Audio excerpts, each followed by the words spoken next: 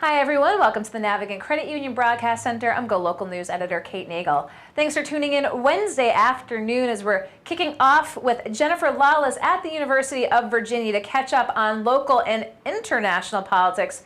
Jennifer, how are you today? I'm fine. How are you? We're good up here. All eyes glued both in D.C. and internationally as the big story that's dominated the news cycle the last few days are U.S.-Saudi relations. Now this is after the disappearance of the journalist Khashoggi and the president's reaction. Now things are moving quickly in terms of what we're getting. Again, little bits and pieces of information, but let's talk about what the talk is inside the Beltway. Well, I think there are several different dynamics that are puzzling a lot of people. The first is why Donald Trump would automatically assume that the Saudi government is telling him the truth, when in fact there are many reasons to believe that when a journalist walks into an embassy and never walks out, that something bad happened in that embassy. Right. And so the fact that he's saying things like, well, you know, whatever happened to innocent until proven guilty highlights that he's willing to double down in support of the people that he initially likes and feels are his allies, even in the face of information that would run counter to that. He actually compared the situation to that of Brett Kavanaugh's confirmation hearings during his AP interview. So, you know, this highlights that he's not necessarily willing to go where normal intelligence might take a person. The second dynamic that's kind of important here is that he hates journalists, and he has absolutely no qualms about calling journalists the enemy of the people, suggesting that the media have been out to get him since day one. And so this raises a broader question about whether he would be acting the same way, despite whether he has financial interests in Saudi Arabia or not, if the victim of this atrocity was somebody that he found more sympathetic. And that's somewhat upsetting to, I think, a lot of people also, because that's just not the place of the President of the United States. Do you think, you know, as we get more information coming out, there just seem to be a lot of reports of tapes of what occurred inside the embassy walls. Could this change as more information comes out, or is the president really looking to just dismiss this offhand? I think he'd like to dismiss it offhand. Obviously, as more information comes out, he's going to have to address it. But this is a president who, in the face of new information, just washes it away and calls it fake news. And so new information doesn't necessarily resonate with this president or affect the way that the administration responds to things the way that it has in the past. Congress, however, Republicans in Congress included, have basically said that they have a zero tolerance policy for what just happened, and there will be consequences regardless of whether Donald Trump wants them or not. And we saw Congress act against Russia and impose sanctions, even though the president didn't want that. So it's likely that there will be a U.S. response. It's also likely that that response will not be led by Donald Trump. And again, as we're waiting to get more information out, and all eyes both on Saudi Arabia and the U.S., you know, let's talk about maybe the international perception of what's taking place and what the role of the U.S. should be in this instance. Well, I think there's a lot of uncertainty because in ordinary times, this would not have been the response of the White House. And there would not have been a phone call to Saudi Arabia where the president says, oh, they really deny it, and I believe them, and they say it was rogue forces. You would not see a Secretary of State like Mike Pompeo sitting there smiling with, you know, members of the Saudi government when this just happened. And so I think the rest of the world is sort of looking at the United States saying, what's going on here? We don't even know what our response is supposed to be, because if the nation where this journalist came from is not taking this seriously, should there be any kind of international outcry? And what can we expect from the United States when it's our journalists? Well, clearly all eyes are continuing to be on what the information that comes out pertaining to the disappearance of Khashoggi and what the U.S. response is to it moving forward. This past week, the president had the opportunity to have a couple sit-downs with some media between Leslie Stahl and the AP interview, which has gotten a broad reaction for a number of things the president has said, including, let's talk about how he said, if the GOP loses the House, it is not his fault. Right. I mean, I'm speechless on a regular basis, but that interview was really interesting for a few different reasons.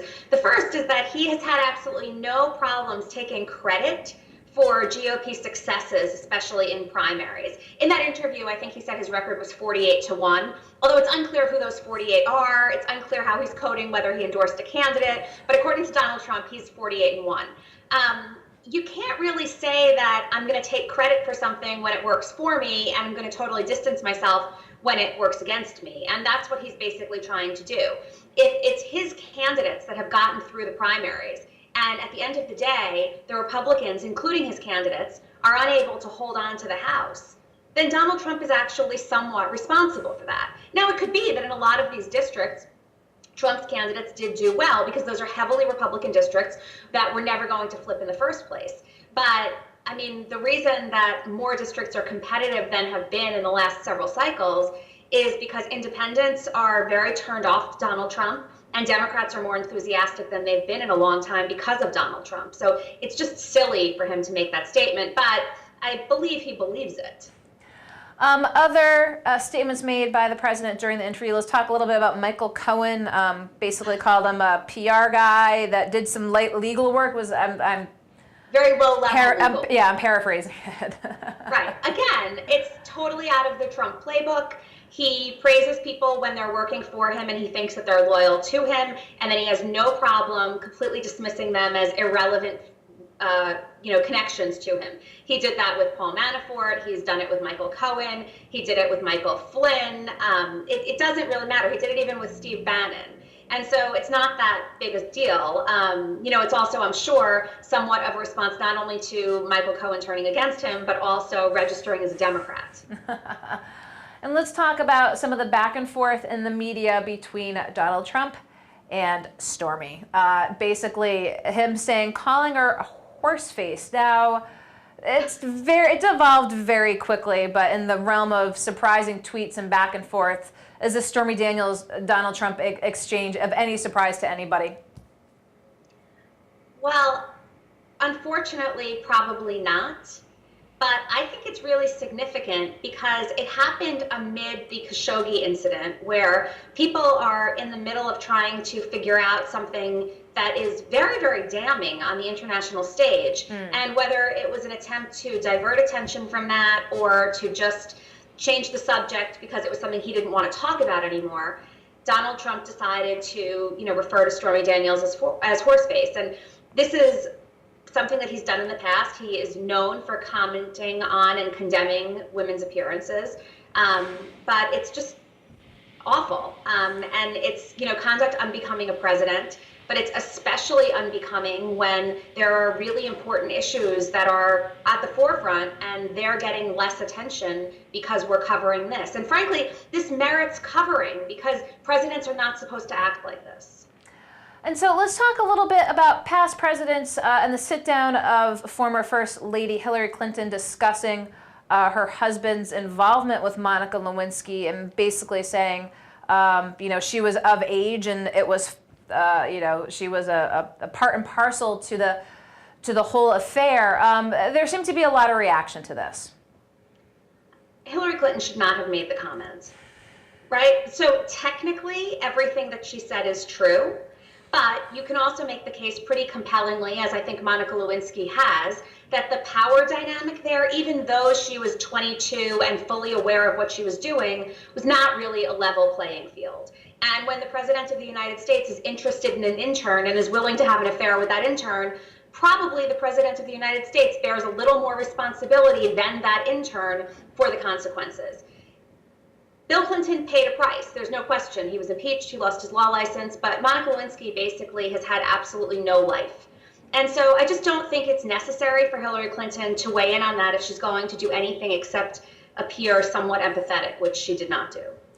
There have been a number of steps that the former First Lady and Secretary of State has taken, including talking about Harvey Weinstein and now this. She's continuing to go on the circuit. I mean, we've discussed this before. Is there a political future for Hillary Clinton? I don't think she's interested in having a political future. I think that she would like to continue to work to empower women and girls, which is something that's obviously been very important to her. but the kinds of comments that she's making, which are probably exactly how she feels. I mean, there's nothing to suggest that there's a political upside to anything like this, indicates that she's probably not planning on putting her name before voters in the future. It's just somewhat unfortunate that I do think she was right in saying that it's unfortunate that we're talking about this when Donald Trump, right now in real time, in a completely different environment than what Bill Clinton was navigating in the late 1990s, is engaging in behavior that's pretty damning and awful as well. Let's talk to Rhode Island. We had in Harvard pollster John Del Vope last week for the results of the recent statewide poll, along with Go Local Prov here. Gubernatorial race, Governor Gina Raimondo was coming in at 40%. Alan Fung 32, Joe Trillo 17. Now this is the third election in a row of having at least three major candidates, if not more, within the race. There's always been talk about the governor's inability to cross that 40 threshold, but it looks perhaps again that she might not need to. Right. So, I mean, in looking at the poll, one of the most interesting things that jumped out at me was that voters are not that excited about Gina Raimondo or Alan Fung, right? Especially if you ask about, who do you think is going to be better at dealing with healthcare or education she's not cracking much over 40 on any of those actual specific policies either. And people think that the state's on the wrong track, by a ratio of about 2 to 1, which should suggest that she has problems. I think Joe Trillo is the problem for Alan Fung, though, and he's not really able to gain ground or much traction because it's unlikely that he's taking away Raimondo supporters. And so, as long as he's in the race, she looks like she'll likely win the election. Well, we're just weeks away now. They are all sparring back and forth, that is for sure. There's a lot of unrest in the Rhode Island Republican Party, to say the very least. Are we seeing a new kind of world order emerging, especially here in Rhode Island, I'm sure amongst other states as well, but just these fractures and the fissures within the Republican Party, again, makes folks question, where is it heading? I think there's a level of uncertainty because this is going to be the first time that Republicans take their names to the voters since Donald Trump was elected. Now, we've seen in special elections a little bit of a forecast of what might happen, but special elections are different because it's a different electorate, it's a very, very focused electorate, and it's a campaign that is specific to one particular race, right? There's not a lot of other stuff going on that can sort of contaminate or pollute what voters are thinking about or looking at. And so I think part of the reason that we're seeing this uncertainty is because people don't know whether the nationalizing of this election is going to actually help or hurt the Republicans. In terms of enthusiasm, it looks like it's helping the Democrats. But after what happened with Brett Kavanaugh, we saw that the Republicans should not be counted out. And they know that they're going to hold the Senate, or it's almost impossible to envision a scenario where they don't hold the Senate. So they're going to be able to claim victory in some way. I think the question just becomes, are they going to be able to hold the House or stop the bleeding that's expected? And I'm not sure that anybody knows what the recipe is yet. Well, one of the interesting points John Del Vope had in this poll of, again, 500 likely Rhode Island voters, looking back in 2016 for the presidential election, I believe the turnout was around 89%. The last midterm was around 80%, but folks that polled, it was closer to that 86 level, which again, way higher than the previous midterm. Do we think we expect to see high numbers for midterms around the country? I mean, people lie, right? So, I mean, right off the bat, in most election cycles, depending on the poll, depending on the election study, you get between 70 and 90% of people saying that they intend to cast a ballot. And then we know on election day that voter turnout, especially in midterm elections, is well below 50%. So the question is, are they systematically lying, or is it a random sample of liars? There's no way that voter turnout is going to be that high, even among a very enthusiastic electorate. And if it turns out that Republicans have less of a reason to show up on election day, then that turnout, that's going to be higher than usual, but certainly not anything like what the polls indicate, will help the Democrats. But we're talking about a huge shift in turnout, a huge increase in turnout would be 5 or 6 percentage points. Certainly not the 30 percentage points that we're seeing in some of these polls. So it's hard to think back to this time in 2016 as we're heading into the presidential election. But again, I believe at this point that the polls again had Hillary in the lead. with just weeks to go, I mean, anything can happen, as we know, in any given day. But could there be such a seismic event that really would shake this up, or is it really just down to those final 3 weeks and the chips will fall where they may?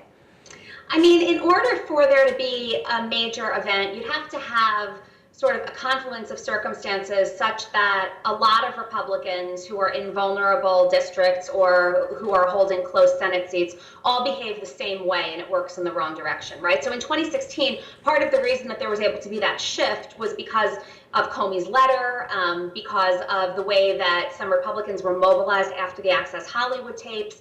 And so, there were two people involved, and nationally there was a broad response. Here you've got 435 congressional districts, you've got 35 Senate races, and so you'd have to have all of these Republicans behaving in the same way. Now, it's happened before. In 2012, Todd Akin, who was running against Claire McCaskill in Missouri for the Senate, and Richard Murdoch, who was running against Joe Donnelly in Indiana, both in the final days, final weeks, said things that were incredibly insensitive about women and rape. And as a result, they both were likely to win their races, and they were defeated soundly. So it's possible that a broad theme could take over and some Republicans could sort of fall victim to it, but those circumstances are pretty rare. So what are you keeping an eye on in these final weeks before the midterms, Jennifer, as we're keeping an eye down in D.C. and across the country? Well, I'm really interested in these turnout numbers, and especially early voting and what people are reporting in terms of that kind of interest. Because for a lot of people, votes have already been cast. And these final days are important for the people that turn out on election day, but it's important to track what's been going on. The other thing I would say that I'm not doing is I've stopped watching the polls, because on a daily basis, they're all over the place. And so they're better than national polls because we're at least looking specifically at state races.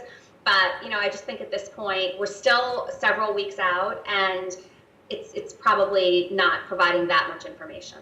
So earlier this week, we had HuffPost's Jen Bendry here in the studio before she had a panel discussion at Rick. And I did ask her that 2020 question because there had just been some national polling pitting Trump against some likely contenders, and she basically was like, I am not talking about this until we actually even see who's in there, and it's just way too early to tell. Is that just, again, looking at 2020, just the media playing into the public's appetite for, again, those sort of horse race numbers? That's part of it. The other part of it is, I think, trying to figure out what a switch in the House and or the Senate could potentially mean for 2020. And if the Democrats take back the House and forget about impeachment, start just using their investigatory power to figure out what's going on in this White House, then the Democrats probably have an incentive to pull together a group of potential nominees who would be willing to hold Trump's feet to the fire when it comes to those kinds of investigations. And we're seeing a lot of Democrats starting to say things like, look, we can't play nicely anymore. And so I think that some of those head-to-head polls are trying to tap into that dynamic because it's expected that that's what the House will do and that that's what a nominee will have to address. But it's just really, really too early. It is very early. I think Jim pointed out back in 16, it was, this time before 16, with a couple of years to go, like back in 14. That Jeb Bush was the front runner for the GOP, and again how things can change rapidly. Again, because it is early, it's still a speculative question. Do we expect a Democratic nominee to perhaps come from the list of expected potential candidates, or is there really sort of that potential for that dark horse that we don't even know about yet to really emerge on the national stage? I think it's unlikely that there will be a dark horse just because the list of possible contenders that we know is already so long. So sometimes you can have a dark horse emerge if it's unclear that there could potentially be consensus around a candidate or that there aren't a lot of viable alternatives. But I think the Democrats already have a laundry list of people that come from all different types of backgrounds, that look very different from one another, that represent the broad spectrum of sociodemographic attributes. It's hard to imagine what a dark horse would do or what void that person might fill. And so finally, one of the events that took place this week, let's talk a little bit about Elizabeth Warren. It seemed that she made her kind of big announcement. We saw the reaction from the president. I don't know. There doesn't seem to be, and we're in the Northeast here, a continued amount of legs apart from the initial reaction that I think folks on either side were going to have, depending on their political viewpoint. I don't think it has a lot of legs. I found the timing of it quite curious. I mean, why mobilize Trump's supporters right now, right? You're heading into the midterm elections. If there's one thing that the angry Trump voters can agree on, it's that they hate Elizabeth Warren. So it just struck me as somewhat bizarre. Wait until 2 weeks after the midterms to do this. But it looks like it doesn't really have much in the way of legs, and so it probably won't be that devastating. But it also, I think, is important because it highlighted that Donald Trump is not even held accountable by his own words. I mean, he's willing to say, I never said that, and when he's told, no, you said it, he says, no, there are additional caveats that you guys just didn't cover. There were no caveats. So, I think it just highlights yet one more dimension where this president says whatever he wants, whenever he wants, and does not think that it matters. And, to his credit, a lot of the time, it really doesn't. Do you think that Elizabeth Warren, though, thought perhaps she could somehow get the win, saying, haha, I told you so, and as we continue to look at those numbers, what that could be? But did that potential win really get outweighed by the opposition? Yeah, I think it was outweighed by the opposition, and I'm still not even sure if that was really her motivating factor. Then I don't know why she wouldn't have waited, because nobody's really focusing on her right now. And there's no reason to draw attention away from the Democrats that Democrats are focusing on, that they have to reelect in a couple of weeks. So I don't get it. I put it in the same category of some of Hillary Clinton's statements this week. Head scratchers? Yeah. Well, Jennifer Lawless, as always, we appreciate taking the time to pick your brain down at the University of Virginia. Hopefully we'll have the opportunity to catch up with you next week. See you soon. Okay, thanks, Jennifer.